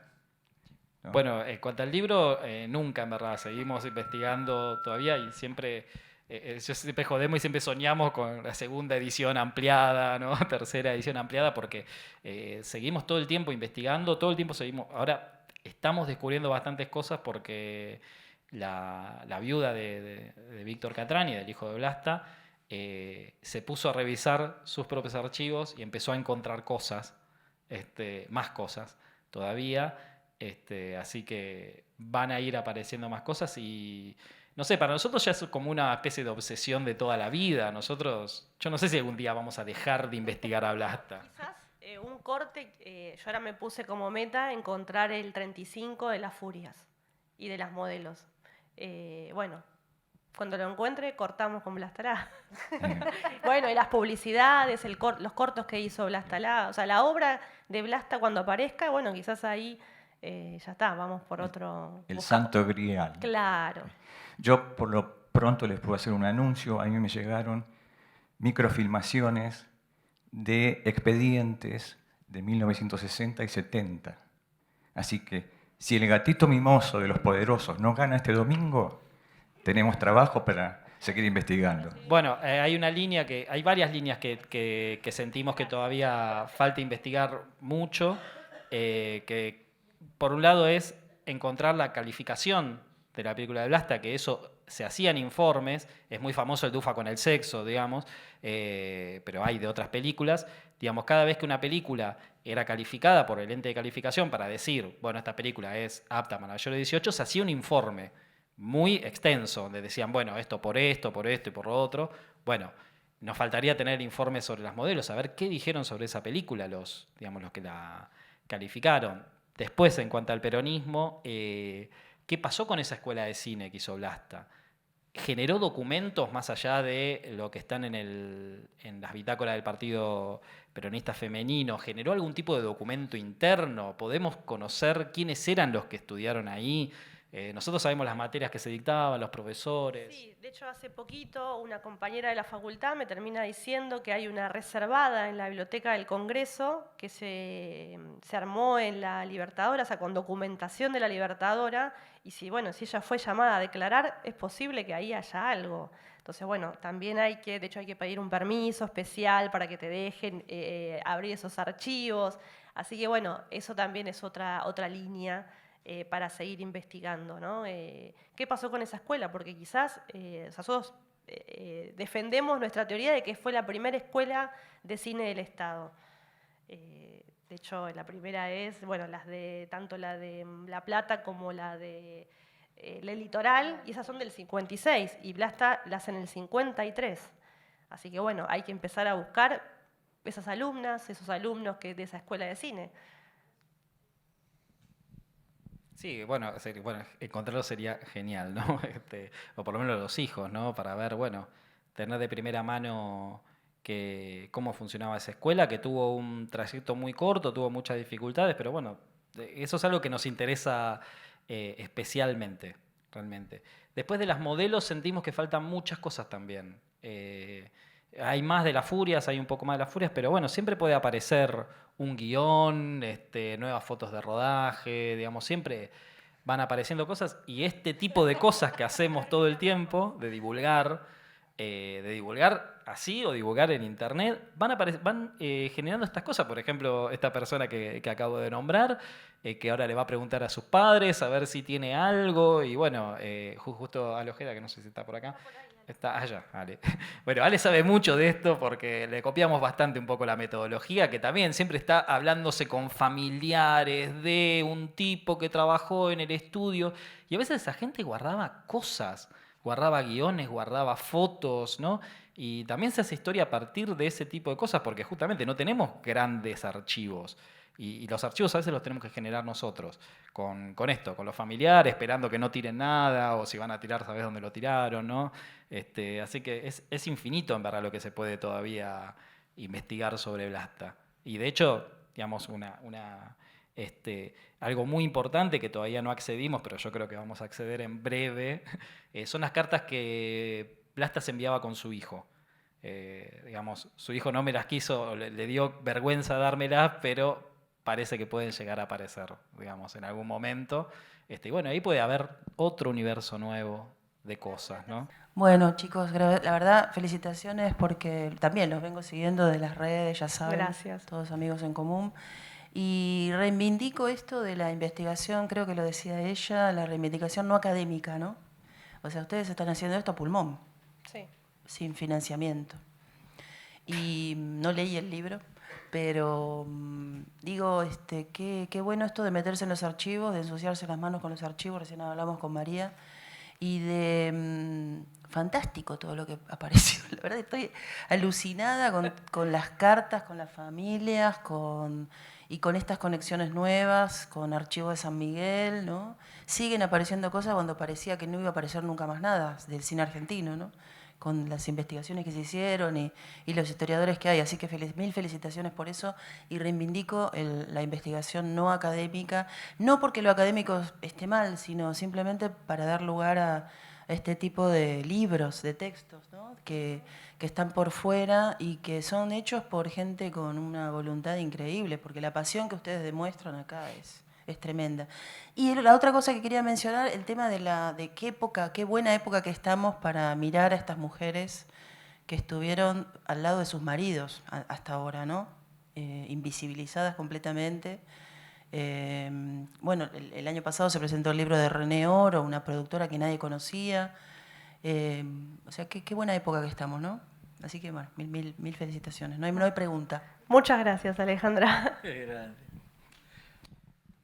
Sí, además es importante con esto que decís, que para nosotros hoy, la poca obra que dejó Blasta, realmente para nosotros hoy es mucho más importante que la dejó su marido, porque si bien Catrani en su momento fue un director y un productor muy reconocido, hoy, a pesar de que sus películas se pueden ver y todo, y hoy la verdad que no es una persona muy recordada, porque en general hizo un tipo de cine mucho más comercial y quizás a la vista de hoy es un cine mucho menos interesante todas sus, no sé, decena y media de películas que tiene, son mucho menos interesantes hoy que las 2 películas que hizo Lastalá, salvo quizás El último montonero, ¿no? Pero que es como su película, digamos, que siempre se nombra de Catrano, pero como que, y además su papel de ella como asistente de dirección también, ¿no? Como súper importante. Sí, me parece que es un gran momento para traer la historia de Vlasta por el lado del lugar de la mujer en el cine, y ya que estamos también por el lado de la necesidad de que se preserve la memoria audiovisual en un momento donde, bueno, ya también lo dijimos, lo mencionaban por ahí hace un ratito, donde hay como muchas amenazas a la cultura de destruir toda nuestra historia, no solamente cultural, sino total. Entonces, me parece que está bueno también poner el ojo sobre eso y decir, es necesario que todo esto... que todo esto exista, que haya apasionados como ustedes, por supuesto, pero además también el necesario acompañamiento de un Estado, ¿no es cierto? Sí. Porque formamos parte de eso. Más que preguntar, quería decirles que les agradezco que hayan hecho esto, tanto el libro como lo que va a ser el documental. Yo soy asistente de dirección, me recibí en la Universidad Nacional de La Plata y del 78 a la fecha, hace 3 años que me jubilé, que he trabajado en cine. Y me siento absolutamente identificada, aunque no he dirigido, con Vlasta. Así que el hecho de poder rescatar a esta persona que hizo tanto, poder rescatar a Vlasta que hizo tanto y que si ustedes no lo dicen y no lo escriben o no hacen el documental, probablemente hubiese quedado olvidada como siempre. Realmente los asistentes de dirección somos olvidados. Yo tuve un camino similar al de ella, estudié, hice mi meritorio, mis pizarras, mi continuidad de esos script y llegué a asistente de dirección. Y he asistido a un montón de directores, pero no existimos, ese es el tema. Entonces, esto es maravilloso y se los agradezco enormemente. Bueno, gracias a vos. Y de hecho, digamos, nuestro próximo trabajo literario, digamos, no de cine, nosotros estamos poniendo justamente a investigar a todas esas asistentes de dirección, especialmente del Litoral y de La Plata y también de Tucumán, en la década del 50 y comienzo de los 60, que hicieron toda esa tarea y que no llegaron a la dirección. Y siempre nos preguntamos eso, ¿no? Bueno, ¿y por qué? O, por ejemplo, una figura que a nosotros nos interesa muchísimo, que es Miguel de Saavedra, ¿no? Que era asistente de Schlieper. Bueno, ¿y por qué? De hecho, sabemos que ella quería filmar y no pudo. Bueno, empezar a descubrir esas historias de las que no pudieron, porque eso, atrás de una que pudo, hay un montón que no pudieron, ¿no? Y bueno, empezar a investigar por qué también, ¿no? Empezar a descubrir un poco, a rescatar un poco del olvido también a esas cineastas de las escuelas, ¿no? Yo te puedo, responder un poquitito de lo que es la década del 80, 90, 2000, que es donde yo trabajé básicamente en cine, y es lo que dice Vlasta, esa doble tarea que tenés de que llegás a tu casa y tenés que organizar lo del día siguiente, pero hacerte cargo de los chicos, y es una demanda física e intelectual enorme. Entonces vas postergando el tema de tener que dirigir, y después, viste, te llega o no, porque tiene que ver con la circunstancia histórica y profesional. Si es cine digital, si era el analógico, 1000 condiciones que hacen que puedas o no puedas, más allá de que cuando estudias cine el deseo es ese, es dirigir, ¿no? Un dato más, como asistente de dirección y todos los roles que cumplí en cine, yo he guardado documentación. Yo tengo innumerables películas en las que trabajé, publicidades institucionales, documentales y demás, guardo los desgloses, guardo, qué sé yo. Y bueno, ese es un material que de alguna manera cuenta la historia de lo que fue, más allá de lo que yo me pueda acordar. ¿Su nombre? Eso es todo. Lizy Otero. Bueno, un gusto. Igualmente. Es verdad, cuando escuchamos estas cosas, porque también muchas veces se dice que no es tan así la diferencia entre las mujeres y los varones, ¿no es cierto? Y digamos, cuando, bueno, lo tenemos acá testimoniado, lo tenemos acá en primera persona, así que bueno, es tal cual. Sí. Hola, sí, ¿qué tal? ¿Cómo andan? Bueno, gracias por todo esto que hicieron, que es enorme, es hermoso. Hay algo bastante raro y potente que tiene Vlasta, que su historia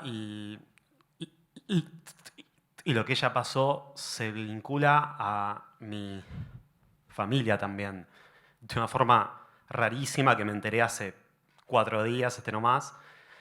Y a su vez yo empecé a remasterizar Las Furias hace años. Y hace nada, cuando ya falleció mi tía, y me enteré que ella era muy amiga de Vlasta y fue una de las estudiantes de esa incipiente escuela de cine. Así que después hablamos porque tengo bastante data. Ariel, nos conocemos a través del Instagram de Blastala. De hecho, lo estoy casi viendo por primera vez. Hola, un gusto. Igualmente.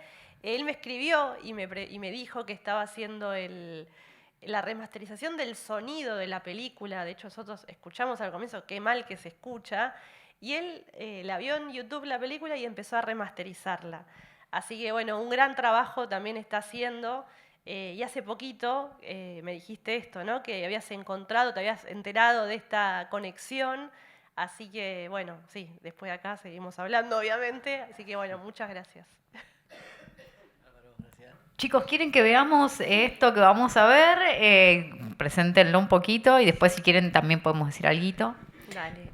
Vamos a pasar un fragmento de lo que fue el Work in Progress que presentamos en Mar del Plata el año pasado. Bueno, nada, son 6 minutos. Ahí van a ver entrevistas que le hicimos al hijo, a Martínez Suárez. Eso, muy resumido porque nos pareció que como no va a ser, eso no es la película, sino una parte muy chiquita, tampoco queremos spoilear mucho el documental.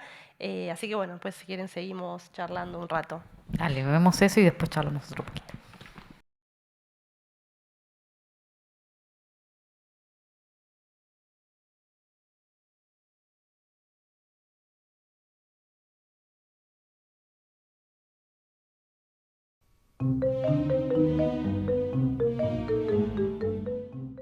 Una mujer dirigiendo, sí, una mujer dirigiendo. Y lo hizo bien, pero el hecho de ser mujer disminuyó sus posibilidades. La gente no estaba acostumbrada a ver películas dirigidas por mujeres. Debe ser usted una mujer muy hábil. Me defiendo. La vida de hoy exige que la mujer encuentre su independencia. Odio a las mujeres que lo esperan todo del hombre.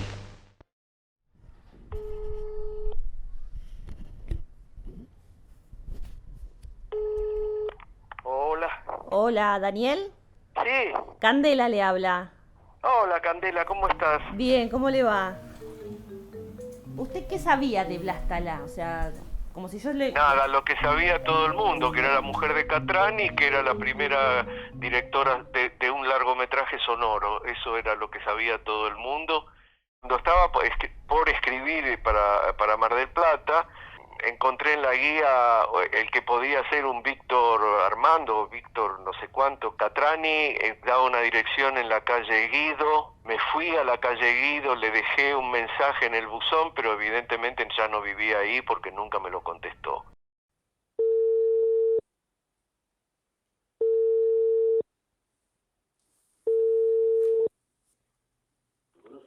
¿Pronto?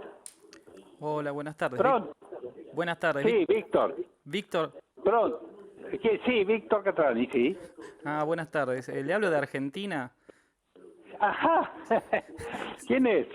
Mi nombre es Martín Pereira. Somos una pareja de documentalistas. Me pasó Sí. su teléfono su hijo Matías. Y estamos haciendo un documental sobre Blastala, sobre su madre. Bueno, pero es difícil resolverlo por teléfono esto. No sé, ¿qué tipo de cosas quiere saber? ¿O qué tipo de documental está haciendo? ¿No?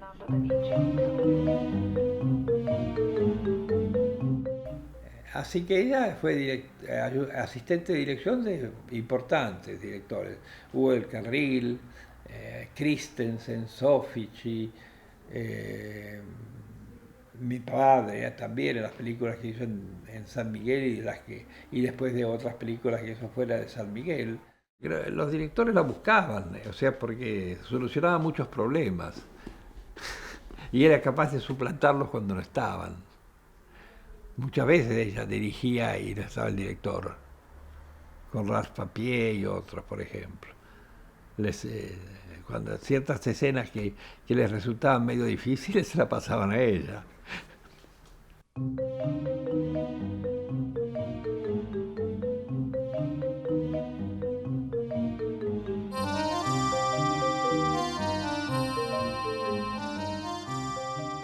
Ella la nombraron directora del sector cine del Ateneo Cultural Eva Perón. O sea, ella manejaba ese sector. Así que era como una funcionaria finalmente. Había una buena relación de amistad. A ella le habían ofrecido ese cargo. Incluso creó la escuela de cine ahí en ese mismo sitio, ¿no? en Diagonal Norte y Florida. Y después fue cerrado en la Libertadora, inmediatamente clausurado, ¿no? Y ella fue también llamada a declarar.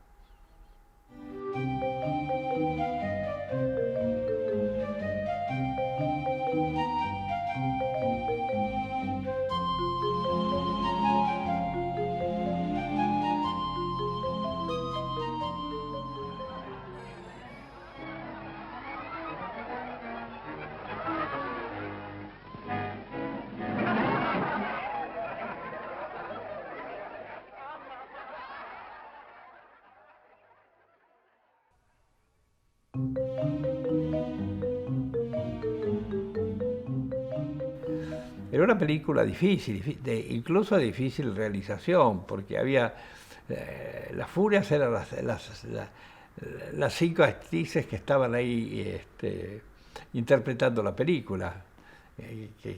Cada una quería tener o sea, era una carrera de quién participaba, quién me iba a estar más presente, ¿no? Quién iba a ser considerada la mejor de todas las 5. Al hombre, el amor no le cuesta nada. Yo creo en la igualdad de los sexos. La igualdad de los sexos, según tu interpretación, está bien para el África. El argumento entraba en cuestiones de relaciones, porque siempre está el hombre en las dos películas, pero nunca está el hombre en una situación muy brillante. Sí, era una feminista posiblemente. Posiblemente ahora las Furias o las modelos quizás se interesarían más. Ustedes tienen la obsesión de la masculinidad. Interesante su teoría. Me asombra que lo diga una mujer. ¿También usted le pone límites a la mujer? Claro. Ahora que son poco conocidos, y bueno, se murieron. Todo el mundo que se muere, poco a poco se olvida la gente, ¿no? No es eterno el recuerdo.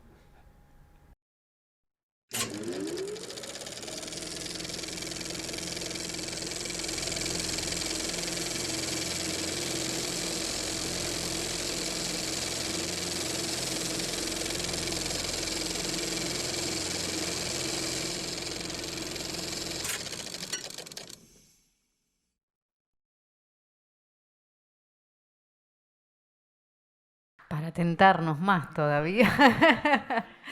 Bueno, y entonces esto está próximo en algún momento. Y veremos qué pasa. Pero bueno, ojalá el año que viene, capaz para fin de año, veremos cómo resulta también todo acá en Argentina, después de las elecciones. Pero bueno, confiamos que sí, que va a salir pronto. Ojalá. Chicos, yo no sé si ustedes quieren agregar algo más. No, creo que no, ya estamos. Hablamos muchísimo. Nosotros les agradecemos un montón. La verdad es que, nada, el libro es increíble. Aprovechen para comprarlo ahora, ¿no? Para los que no están acá y no se lo pueden llevar, sino ¿dónde se puede conseguir? Bueno, ahí tenemos una librería que... Bueno, acá está uno de los vendedores de Librería Hernández. Ahí la pueden comprar físicamente ahí en la librería o también online. También está en Jenny el Ateneo, en la sucursal de Florida y la sucursal del Gran Splendid, del teatro La Gigante. En Eterna Cadencia, también en Función Privada, que está acá también el dueño de la librería, Nico, que también es una librería online. En Atlántica y, me olvidé alguna más, y en Libro Film. Y en Eudeva. Ah, y en Eudeva, acá, Eudeva del CCK también. no me olvidaba, acá tenemos otro representante. Bueno, sí, hay muchos libreros. Bueno, en cualquiera de esas, si no, bueno, online en cualquiera de esas librerías también. Y bueno, esperemos que en breve esté en algún otro lugar y en alguna otra presentación. Y además van a poder ver estas fotos que estamos viendo acá, están en el libro, así que aprovechenlo. Bueno, muchas gracias de nuevo, felicitaciones y ojalá podamos proyectar el docu acá. Sí. Medio que ya hacemos el compromiso de cuando esté el docu de tenerlo acá, sería hermoso. Bueno, muchas gracias a las dos, a Gaby. También soñamos con presentar acá las 2 películas de ella en film. Uy, estaría... Ojo, Ojo, eso que... También. Bueno, gracias a Cintia, que nos hace la prensa, no sé dónde está. Ahí está. Allá atrás, bueno, a todos los que vinieron, mucha gente, amigos, gente que admiramos también, gente que seguimos también en las redes, así que bueno, gracias a todos por venir. Ahí a mamá, dice, a la suegra. Está Cristina por allá que está. Ahí. Y bueno, muchas gracias a todos. Gracias por venir, por apoyar también estos proyectos, el cine, todo lo que tenga que ver con nuestra identidad y nuestra historia cultural es sumamente necesario, sobre todo en estos momentos. Nosotros el martes que viene nos volvemos a encontrar acá. Más allá de lo que pase, nosotros el martes que viene estamos acá, vamos a tener una trilogía de cortos, ¿no, Noé? De cortos, así que están todos invitados, nos siguen en las redes como La Nave de los Sueños. Y en las redes siguen a... Sí, hablaste la documental. A Tino Pereira, Candela Bay, pero bueno, Blasta la documental ahí si quieren seguir sabiendo cosas de Blasta, porque siempre estamos encontrando algo o también estamos generando nuevos contactos, nuevas amistades, así que bueno, ahí también pueden aportar si saben algo a esta investigación, así que bueno, eso. Bárbara, muchas gracias. Muchas gracias.